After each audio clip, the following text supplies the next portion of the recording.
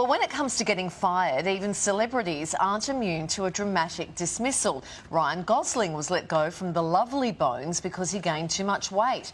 Jenny Slate only lasted one season on Saturday Night Live after accidentally swearing live on air, while Megan Fox was terminated from the Transformers franchise when she trash-talked the movie's director in an interview. Now, away from Hollywood, it's safe to say most employees at least try to remain professional. But did you know there's a long list of workplace breaches that could send you packing prematurely? From how you dress to oversharing on social media. Today, we're revealing the surprising things you never knew could cost you your job. Lawyer and legal analyst Michael Kuzilny joins us with more. Hi, Michael. Employees can be in the firing line for a variety of reasons. Let's walk through some of the more quirky rules, starting with how you dress. Well, that's right. You can actually get the sack for not dressing appropriately. Imagine, for example, if you had a part-time job as a work in a bar where lots of ladies go, and they told you to wear a jockstrap and a tie, leather tie, and if you refuse to follow that policy, you can get the sack for that. So some places you've got to dress provocatively.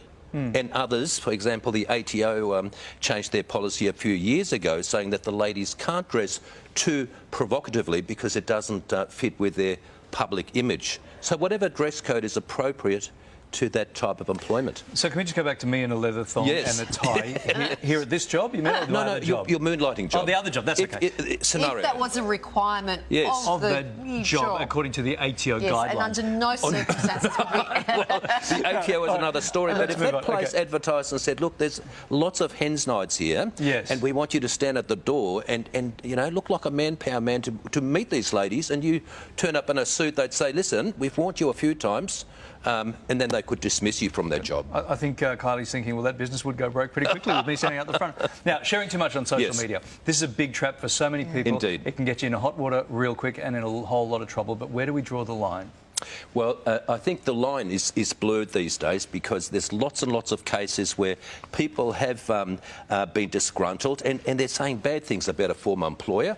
A recent case, a student was saying very, very bad things about a former school teacher. A court awarded that school teacher $105,000 in damages. So, as we know from the defamation laws, the courts are getting much tougher on that. So, a lot of workplaces have policies about, they have social media policies, they have policies for all sorts of things, but if we breach those and your employer finds out, there's grounds for instant dismissal. OK, what about bad-mouthing your boss or colleagues, maybe even just to your mates over dinner? How about that? As opposed to being on social media? Well, that's right, Colin. That sort of falls back into the social media work laws. If that third person, for example, tells the boss, and that's once again a breach of a workplace policy, probably not on first occasion that they would get rid of you, but if there's multiple occasions, you know, it forms part of that policy of their work, and that could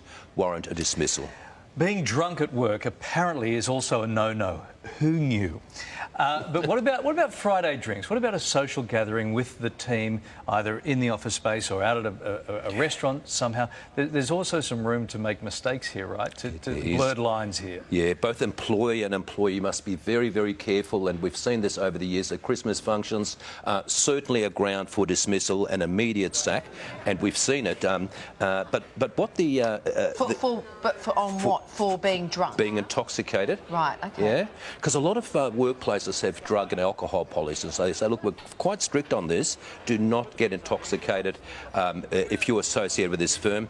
There's always exceptions, though, Kylie. At a recent case at the Opera House, there was a female project manager who got very, very intoxicated at a work party.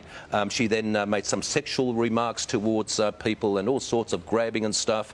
She got dismissed for being drunk, but she went to the Fair Work Commission, and they found that it was an isolated incident. She had a great work record, and they balanced all that, so they reinstated her into her job. OK. So they do look at the entire The whole picture. picture. Yeah. Okay. What about dating the boss or dating a co-worker?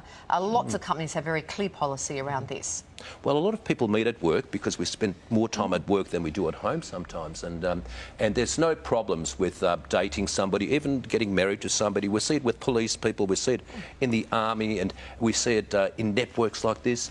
However, if it's not consensual and there's some type of coercion where it might be brought up that if you don't date me, you won't get that job, or there's a promotion going. Why don't we go out for dinner? And if it borders on sexual harassment or coercion, then of course down the track it could Problematic for be sure. very problematic. Very quickly, what about lying on your job application? This could be trouble. What about just like a teeny-weeny white lie, like I won 2 Walkley Awards for journalism? Yeah, well, Like a good small question. lie. And so many people do it, but the courts are getting so much more serious. 2018, Hertz employed a chap called Tam.